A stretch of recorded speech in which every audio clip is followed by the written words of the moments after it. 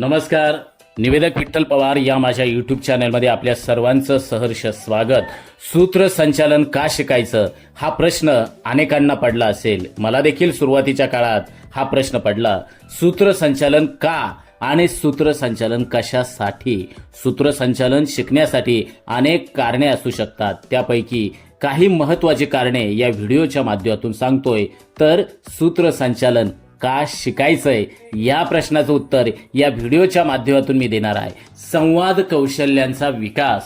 सूत्रसंचालन करताना प्रभावीपणे बोलण्याची कला शिकता येते. हे आपण सर्वांनी लक्षात ठेवा की सूत्रसंचालन जो करणारी व्यक्ती आहे तो अत्यंत कमीत कमी शब्दामध्ये आणि प्रभावीपणे आणि मोजकं पण नेटकं तो बोलण्यास त्याला येतं. हे कौशल्य सार्वजनिक बोलणं आणि इतर ठिकाणी संवाद साधण्यासाठी मला वाटतंय अत्यंत उपयोगी ठरतं.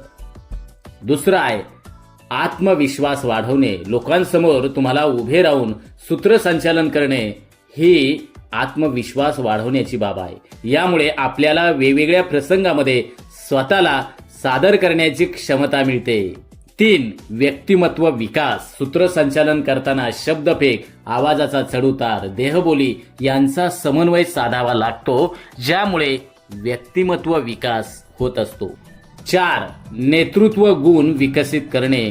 तुमच्या नेतृत्व कौशल्य खरं तर विकसित होतात ते सूत्रसंचालनामुळे. एका कार्यक्रमाचं व्यवस्थापन करणं म्हणजेच सूत्रसंचालन, हे आपण लक्षात घ्या.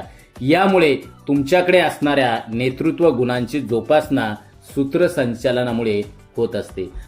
संपर्क. 5. संपर्क आणि नेटवर्किंग. संपर्क आणि नेटवर्किंग. सूत्रसंचालनाच्या माध्यमातून अनेक लोकांशी संपर्क साधता येतो. कार्यक्रमाला जे उपस्थित असणारे जे श्रोते असतील, मान्यवर असतील, पदाधिकारी असतील, विविध पक्षांचे कार्यकर्ते असतील, विविध क्षेत्रातले मान्यवर असतील, हे सर्व तुमचं सूत्रसंचालन ऐकत असतात आणि त्या माध्यमातून तुमच्या वेगवेगळ्या कार्यक्रमातून अशा वेगवेगळ्या व्यक्तींची तुमची ओळख होत असते. म्हणून यामुळे सूत्रसंचालनामुळे तुमचं समाजातलं एक जबरदस्त नेटवर्किंग वाढण्यास मदत करतं, तर ते सूत्रसंचालन. 6. सर्जनशीलता आणि नाविन्य.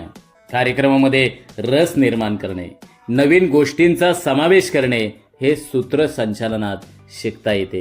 हे आपण सर्वांनी लक्षात घ्या. 7. करिअरच्या संधी. जर सूत्रसंचालनात गती मिळवली तर त्याचे करिअरमध्ये विविध क्षेत्रामध्ये चांगले फायदे होऊ शकतात. हा माझा स्वतःचा अनुभव आहे. जसे की कार्यक्रम संचालक, स्पर्धा आयोजक, मीडिया क्षेत्र इत्यादी विविध ठिकाणी आज टीव्ही चॅनल्स असतील, सोशल मीडियावरती आज अनेक प्लॅटफॉर्म्स सूत्रसंचालकांसाठी निर्माण झालेले आहेत, ज्या माध्यमातून तुमचं करिअर तुम्ही उभं करू शकता. मग आपल्या सर्वांच्या लक्षात आलं असेल की सूत्रसंचालन का, सूत्रसंचालन कशासाठी आणि सूत्रसंचालनाचे नेमके फायदे काय असतात. ही बाब ही आपण या 7 बाबी प्रकर्षाने लक्षात घ्या. अशा विविध बाबींचे फायदे हे सूत्रसंचालनामुळे होत असतात. हे आपण सर्वांनी लक्षात घ्या की सूत्रसंचालनाचे हे सर्व फायदे आपण लक्षात घेता सूत्रसंचालन शिक्षण घेणं हे व्यक्तीच्या वैयक्तिक आणि व्यावसायिक विकासासाठी खूपच फायदेशीर ठरू शकते. हा माझा अनुभव, निरीक्षण आणि विचार आहे. तुम्हाला सूत्रसंचालन मोफत आणि दररोज शिकायचं असेल तर महाराष्ट्र राज्यातील फक्त आणि फक्त निवेदक विठ्ठल पवार हा यूट्यूब चॅनल दररोज पहा. तुम्हाला कोणत्याच पुस्तकाची गरज भासणार नाही. तुम्हाला मोफत दररोज निवेदक विठ्ठल पवार विविध टिप्स सूत्रसंचालनाच्या देत आहेत. त्या तुम्ही बारकाईनं त्याचा अभ्यास करा, सराव करा.